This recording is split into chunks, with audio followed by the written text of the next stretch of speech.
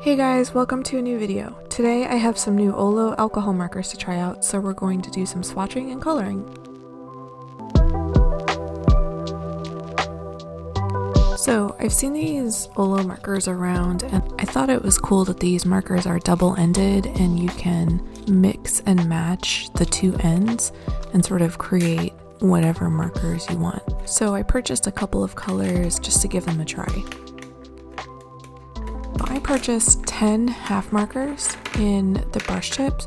Since I don't ever really use the broad tips or bullet tips in my other alcohol markers, I decided to create double-ended markers with two colors, both in brush tip. So the first two colors are BV 2.0 Light Periwinkle and BV 2.2 Periwinkle, and these two colors are just similar to the colors that I frequently use for like shading and shadows.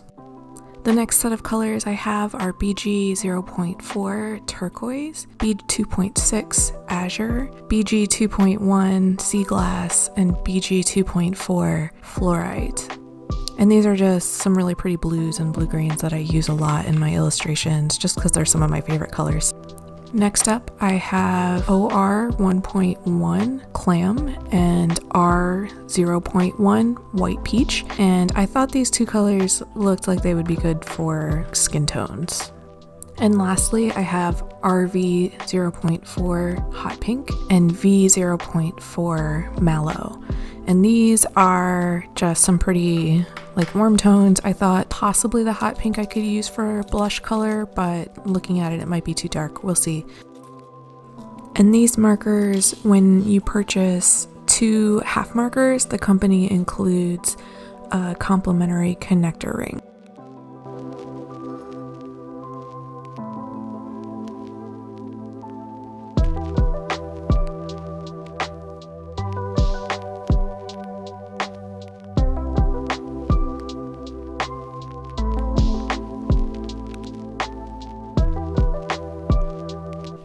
I have some Copic markers and Ohuhu markers here just to compare with the OLO markers.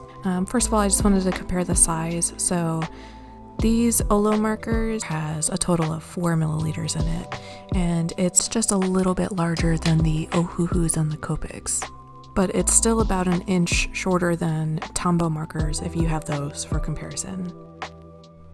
Next, I just wanted to compare the nibs. So the OLO marker brush nibs look and feel basically the same as a Copic marker nib. The Copic nibs differ from the Ohuhu nibs a little bit in their feel and texture. The Copic nib has a little bit more of like a firm, smooth feel to it, and the Ohuhu nibs have a little bit more of a flexible feedback type of feel to them. So the OLOs definitely are more comparable to the Copic nibs than the Ohuhu. Next, I'm just going to do some swatching and some blending in the back of my sketchbook, and I'll compare the OLO blend to the Ohuhus and the Copics. So right now I'm just swatching the OLO markers first, and I'm blending the color from one end of the marker to the color on the other end of the marker. And you can see me forgetting to put a piece of paper behind because these alcohol markers, just like every alcohol marker, bleeds through this sketchbook paper pretty badly onto the paper behind it. So I had to put a sheet in between. And this is a Royal Talons art creation sketchbook. So a couple of things that I noticed about the colors right off the bat. The colors are a little bit less vibrant than the color swatches on the website. Initially, I thought this was because the paper in the sketchbook is cream. So I actually swatched them on pure white marker paper off camera, and it's pretty much the same effect. So if you're looking at the swatches on the website, just know that the colors are a little bit less vibrant. I also felt like the OR 1.1 and the R 0.1 colors were a little bit closer together than I thought they would be. On the website, looking back at it, I think I was thinking that R 0.1 might be a good blush color and OR 1.1 would be a good skin tone color, but looking at them, really they're just both almost the same color. I also feel like the BV 2.0 color and the BV 2.2 color are way lighter than I expected them to be. The BV 2.0 is so light almost that it's like a colorless blender, which I'm sure I'll find a use for, but I definitely won't use it as much as I thought I would. And the BV 2.2 is a little bit closer to what I thought the BV 2.0 would look like. And the BG 2.4 is a little bit more blue than I thought it would be. The swatch made it seem a little bit more of like a jade green color, and it's definitely more on the blue end, which again is fine. I'll still use it. It's a beautiful color. It's just not what I was expecting.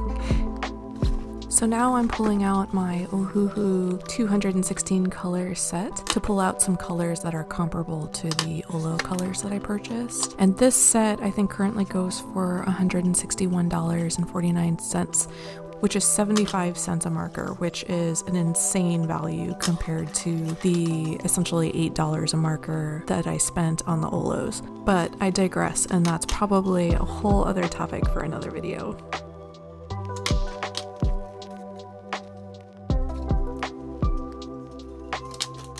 Next, I'm pulling out my Copic swatch cards so that I can pull the Copic markers that I have in my collection that are comparable colors to the ones that I have out already.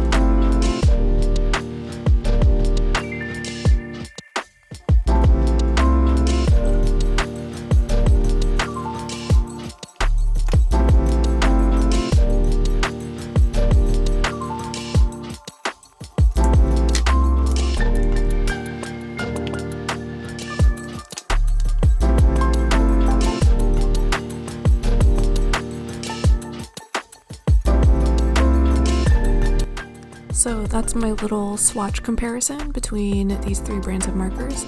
I hope you found it useful, and let me know if there are any other alcohol marker tests or swatches that you'd want to see in future videos. I have a ton of alcohol markers because I love them so much, so I'm happy to put them to use. If there's anything specific that you guys want to see, just let me know.